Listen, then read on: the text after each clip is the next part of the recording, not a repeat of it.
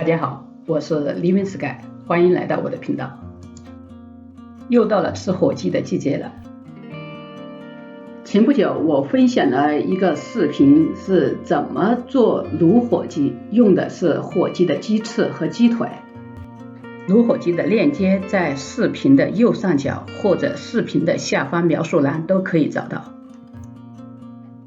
今天要跟大家分享的是怎么做烤火鸡丸，用的是剩下来的鸡胸肉。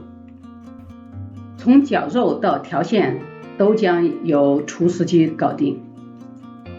鸡胸肉比较紧实，但是它没有肥油也没有筋，所以很容易绞成肉馅。做肉丸的肉馅不能太粗，也不需要太细，选用中号模具就行。鸡肉绞完的时候，顺带着将一大块姜和2根胡萝卜搅碎。姜和胡萝卜都是一会儿我们要用到的食材。姜和胡萝卜的另外一个作用就是帮助将绞肉机里面的零星肉碎给推出来，以方便清洗。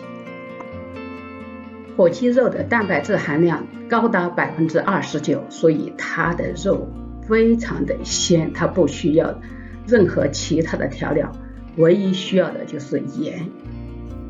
正像我在其他肉食料理的视频中多次提到，肉和盐的比例决定了一个肉食料理的成败。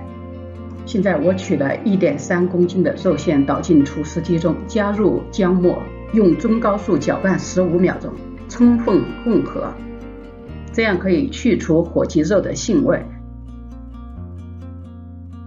肉跟盐的黄金比例是每500克肉配上1茶匙盐，就是5毫升的盐。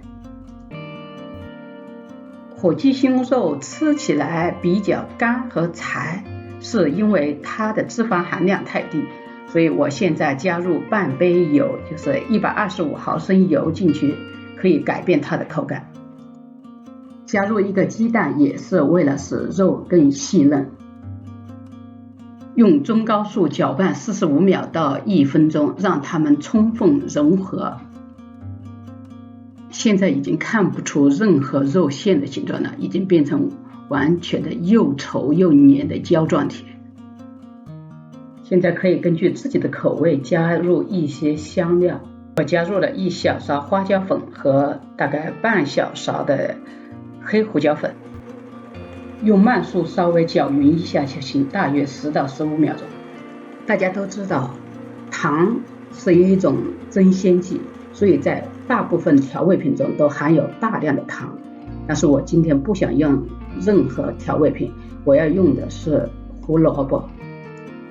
胡萝卜的加入可以起到3个作用：第一是它的甜度能够提鲜；第二，它能给肉馅提供水分；第三就是改变肉馅的质感，让它变得稍微松散一点。最后一个要加入的食材是半杯早餐燕麦片。燕麦片的加入也起到3个作用：肉类在烤制的过程中遇到高温，汁液会被吸出来，然后肉质变柴，而且体积缩小。燕麦的吸水量大，所以它的第一个作用就可以帮助固水。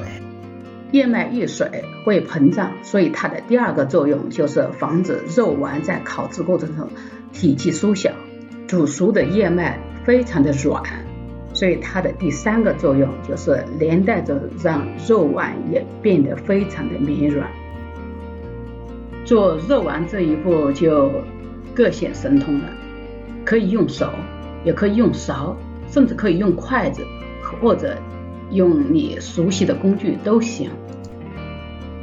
我这个做肉丸的勺是3厘米直径的，所以今天 1.3 公斤的肉馅加2根红萝卜，最后做出来的是70个。将肉丸均匀地放入铺有烘焙纸的烤盘中，先预热烤箱到300华氏度。烤制时间分成2部分，第一次烤30分钟，然后将肉丸翻面底朝天，再烤15分钟。一个完美的烤火鸡丸应该是外皮酥脆，内心柔软，弹性十足，烤盘中没有流出来的汁液，冷却后可以装袋冷冻。今天的分享就到这里，谢谢大家，我是 Living Sky，下次再见，拜拜。